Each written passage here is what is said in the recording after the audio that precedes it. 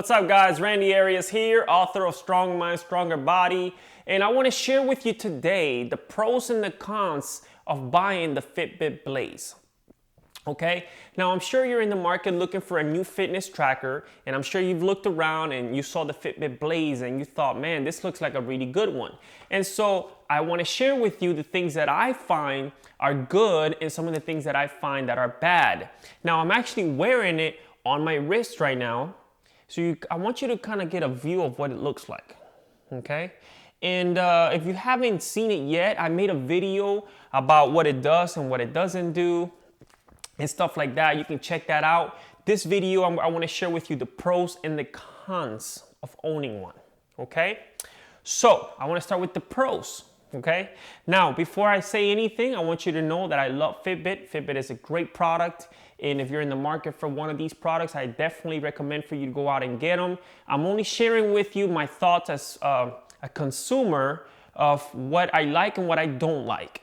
Okay, so number one, guys, one of the things that I do like is the brand new screen. Okay, what I like about the screen is that it's color. It's a color screen. So if you've ever seen the Surge, the Fitbit Surge, the screen was one of the things that I found were, could have used some work because it wasn't responsive and the color obviously wasn't there. So with the Fitbit Blaze, that's not the case. It's very responsive. So when you touch it, it's very responsive at the touch. It just knows what you want it to do. Okay, so that is one of the things that I love about it. And the color couldn't be better. Okay, and it has a feature that it auto detects the lighting, so it knows when to brighten up or when to quiet down, and you can turn that off on and off if you want to, but that's a great feature. So I love the screen color. Another thing that I love about the Fitbit Blaze, it's the comfort.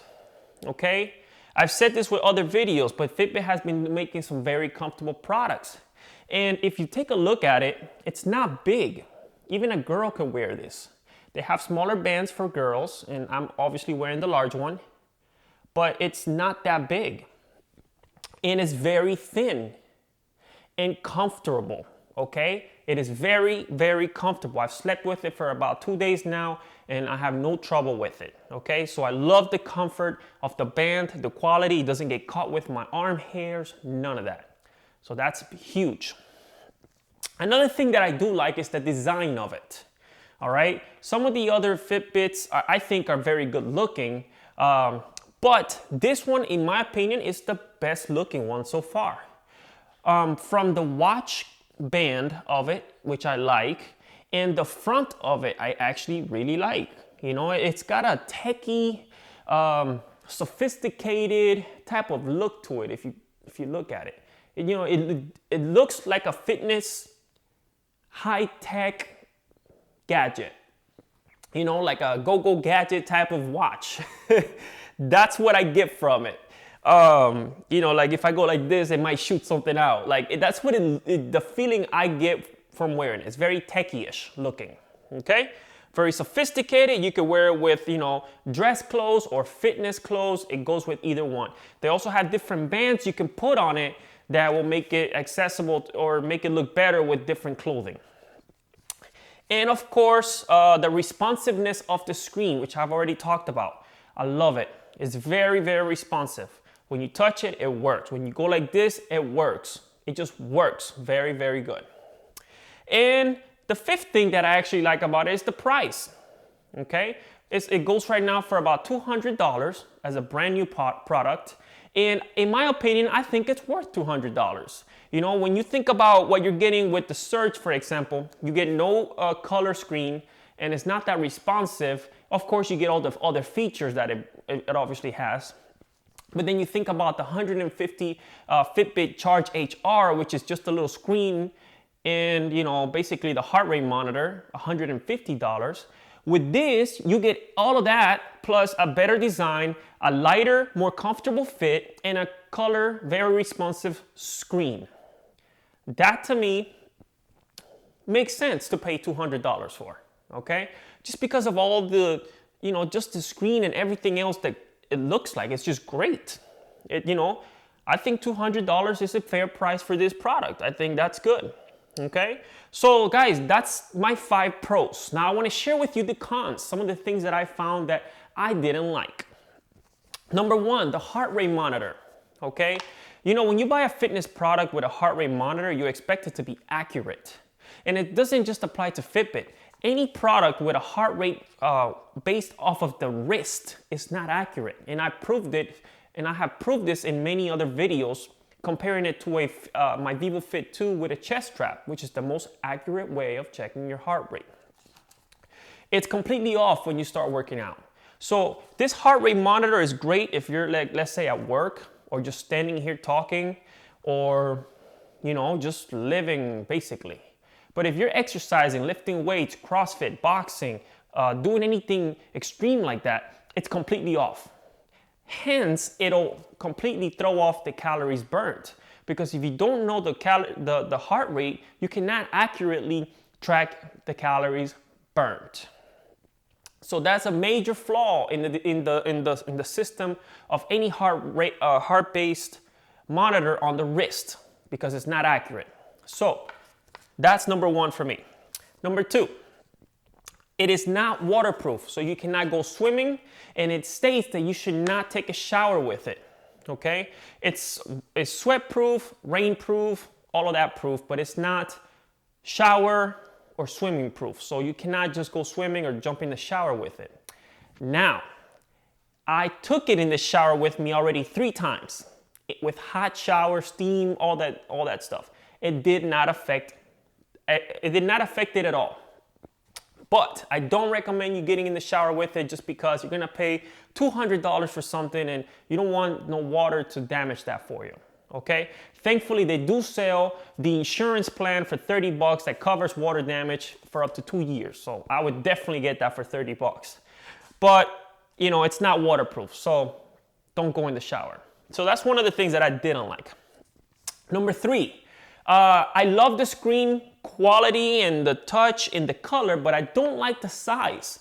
I feel that the size of the screen could have been better. It could have been just a slight bit bigger, in the sense of, like, if you look at the band, you see how all of this is band? Well, the screen is not all band. It's only this 1 inch around it. The little square, that's the only thing that is. So if you go like this, that's what it is. Okay? The rest of it, all of this is just a gap. It's like open space. So I feel like they could have used that better. And so I thought they could have made a bigger screen. That would have made it better. Okay? Number 4, it doesn't have enough features.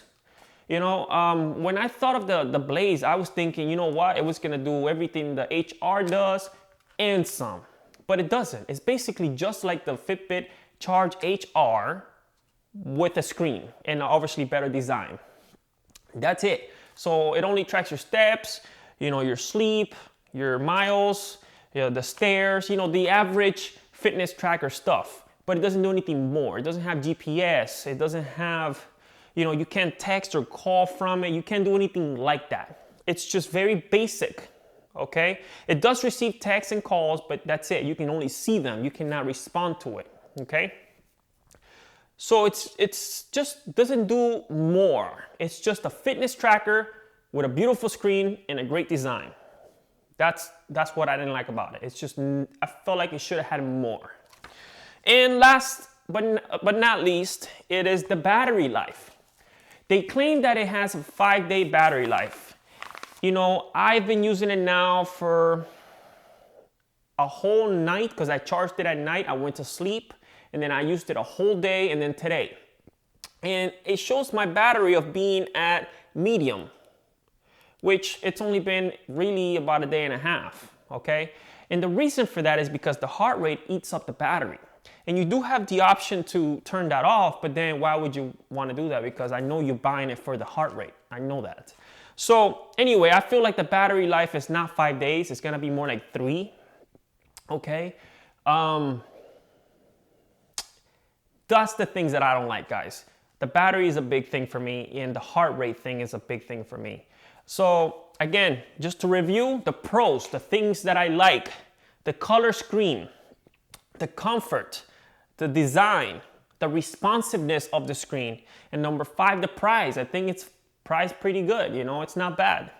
As far as the cons, I would say the heart rate monitor is not up to standard from what it should be with a newer product. It's not waterproof. It has a smaller screen than I wish it did. It has very little features because just like every other fitness tracker. And fifth, the battery life. I wish it would have been at least 6-7 days, you know, at least. But obviously that's not the case. You're getting the color screen, you're getting the continuous heart rate. So you got to give some to get some, I guess. So that's my review of the Fitbit Blaze with the pros and the cons. Hope you liked the video. If you have questions, leave them below and I'll see you in the next one. Thank you.